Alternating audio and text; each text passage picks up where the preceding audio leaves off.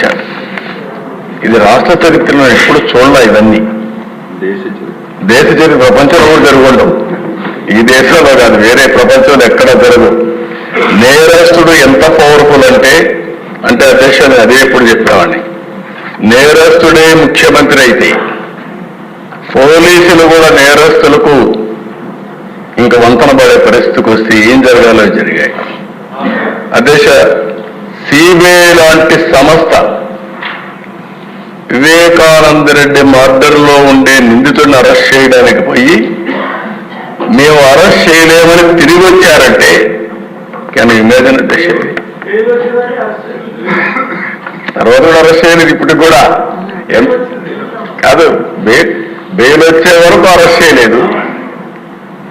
అంటే దీన్ని ఏ విధంగా అభివర్ణించాలనో అర్థం కాని పరిస్థితి. అంటే ఏం చేస్తారో కూడా మనం గుర్తుపెట్టుకోవాల్సిన అవసరం ఉంది అధ్యక్ష. అది అయిన తర్వాత కోడికత్తి డ్రామా చూసాం, గులకరాయి డ్రామా చూసాం. కోడికత్తి డ్రామా పనిచేసింది కానీ గులకరాయి డ్రామా పనిచేయలేదు. అప్పటికి అర్థమైపోయింది ప్రజలకి.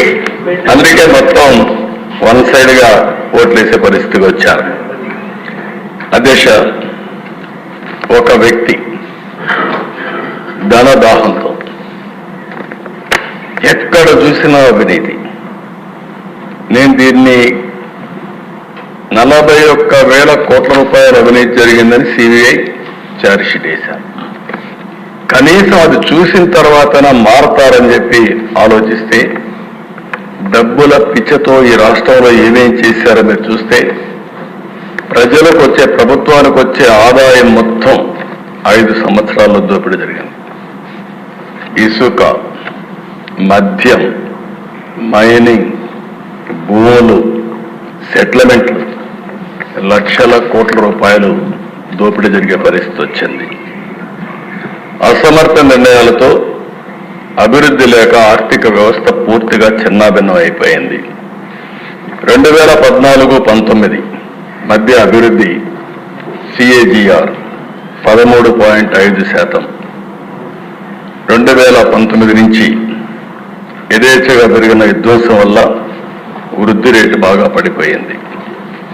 ఎప్పుడు కూడా క్యాపిటల్ ఎక్స్పెండిచర్ పెడితే దానివల్ల ప్రభుత్వ ఆస్తులు వస్తాయి, ఆదాయం పెరుగుతుంది. ఆ ఆదాయం వల్ల సంక్షేమ కార్యక్రమాలు చేస్తాం. అలాంటిది మూలధనాన్ని 60% తగ్గించేశారు. అంటే 40% పెట్టే పరిస్థితికి వచ్చారు.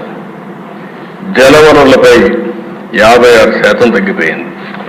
అధ్యక్ష, రోడ్లపైన 85%. అంటే మొత్తం రోడ్లు ఈరోజు చూస్తే ఈ ప్రభుత్వానికి ఒక సవాలుగా మారింది. తప్పకుండా మళ్ళీ ఈ రోడ్లు బాగు చేసే బాధ్యత మనందరం తీసుకోవాల్సిన అవసరం జరుగుతుంది.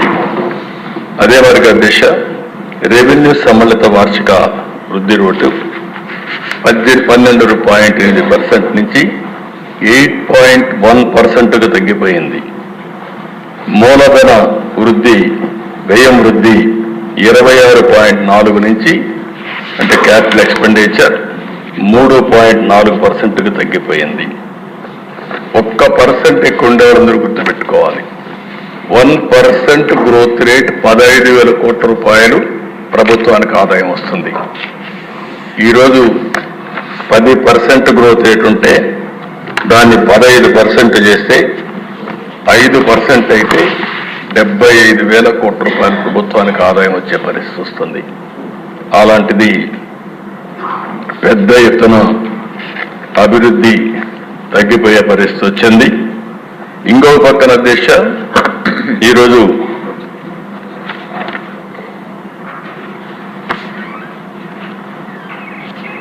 ఇంకో పక్క చూసినప్పుడు మొత్తం ఈ విషయాలన్నీ చెప్పడం కోసమే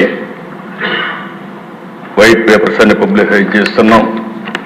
ఇప్పటికి 4 వైట్ పేపర్స్ పెట్టాం. చాలా వరకు వాస్తవాలన్నీ ఇచ్చాం.